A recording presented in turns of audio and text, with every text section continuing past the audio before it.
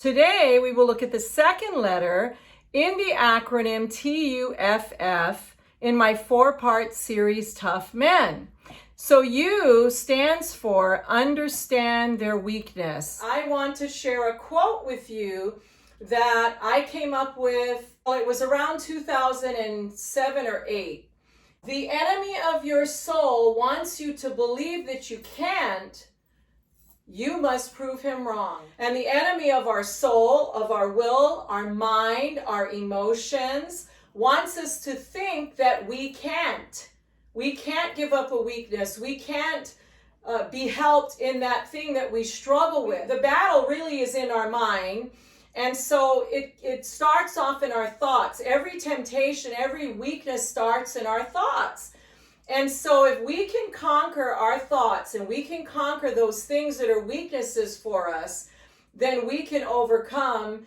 And so you must prove, I must prove the enemy of our soul wrong. The definition of the word understand means to separate mentally, to have intelligence, to know, to distinguish. Okay, so we're talking about understanding our weakness. Understand or separate mentally our weaknesses. Have intelligence regarding our weaknesses. To know our weaknesses, to distinguish what is a weakness. Siri describes weakness as a state or condition of lacking strength, a person or thing that one is unable to resist or likes excessively, a self-indulgent liking for, okay? So that's how Siri describes weaknesses. So do you know the things in your life that are weaknesses for you? Those things which are hard to resist, or the things you might be excessive in, like excessive spending maybe, or excessive eating or drinking or watching TV. You know the best way to know if you are excessive in something, need to cut back or give it up altogether, is your wife, your kids, a family member, or a best friend. If one of them is saying to you, hey, you're doing too much of that, you're spending too much time with that, well, then that might mean that you need to cut back. But if you're doing something that affects you in a negative way, or your family member or your wife or kids in a negative way, say excessive drinking, maybe gambling, maybe adultery, maybe pornography, those are things that affect in a negative way your relationships that really are important and really mean more to you than anything in the world. Maybe you can just sit quiet and reflect on your life and see, hey, what is a weakness for me? What is causing my family members or my wife or kids to be upset, to be angry because I'm spending more time with something else? My affection is towards something else more than it is toward them. I mean, obviously, if there's adultery, is, pornography addiction, alcohol addiction, gambling, affairs, those kinds of things need to stop altogether because it's affecting someone else, not just you. Now, I want to tell you a story. And this story is about my own husband and my relationship. So many years ago, my husband struggled with alcohol addiction. And it took him years to realize that he was an alcoholic. It's really hard for him to give up alcohol. And I started praying very hard for him a lot. And it was amazing how God set him free. Within a month, he gave up alcohol, cigarettes, and marijuana.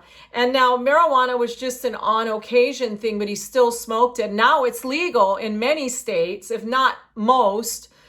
But the alcohol, even though that was legal, and the cigarettes, those things affected his life because it affected me and his family in a negative way. God was awesome to deliver him. Within a month, I believe it was at least within a month, he gave all three of those up. You and I have heard the scripture, whom the Son has set free is free indeed. And that is true. We are free. He is free. We still have to guard our hearts with all diligence, okay? For out of it comes the issues of life. Do you have issues in your life? Do you find yourself arguing with your spouse or your family or your mom or dad or your kids? Do you find yourself arguing all the time? Is there contention all over you or around you? Well, could it be that you are not giving something up that's affecting you and your family?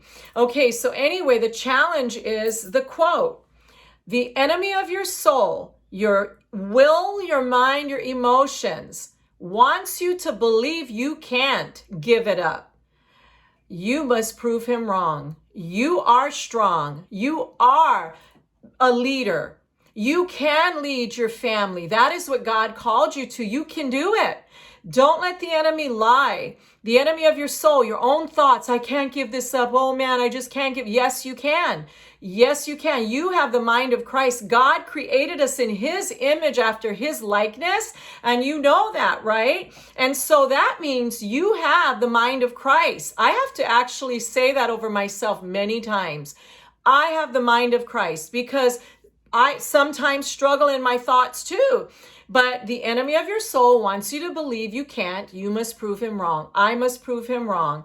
And so my husband and I, when we meet friends, the first thing we ask is, do you drink alcohol? It's not a sin unless it's sin for you. We have to cut ourselves off from friends that might drink. And they may not even drink excessively, but even drink, period. Because that will affect possibly a temptation for my husband. It affects me too, because I go back to thinking about how life was and how difficult it was for me to live a life with an alcoholic. I just want to encourage you that you are strong and you can do it. You have the mind of Christ. You are the leader in your home. Get in a quiet place 2-3 times a week and just sit with God, meditate on his word, think about the things that you struggle with and talk to God. I mean, sit down and pray and talk to God and ask him for help on those areas that you struggle with. Go to your church and ask for somebody to pray over you. I mean, there is power in agreement, but there's power when God's people will admit to something that they struggle with and get prayer. You're not weak. That's a lie from the enemy. You are not a weak person. You actually are a strong person. If you're made in God's image and after his likeness, my God, imagine how strong you are. You have the mind of Christ. So I just want to encourage you to remember that you have what it takes to stop and give up things that are affecting in a negative way your family. Give up those weaknesses. Say no to them. Walk away from them. You might have to give up some friendships to do the right thing by you and the people that really matter in your life. With that said, I want to encourage you to be courageous, to speak the truth in love. And remember that I come back next week, Thursday. Remember that you have the power to give up those weaknesses for a better you. You can do all things through Christ who gives you strength. Take care. Until the next time. Bye-bye.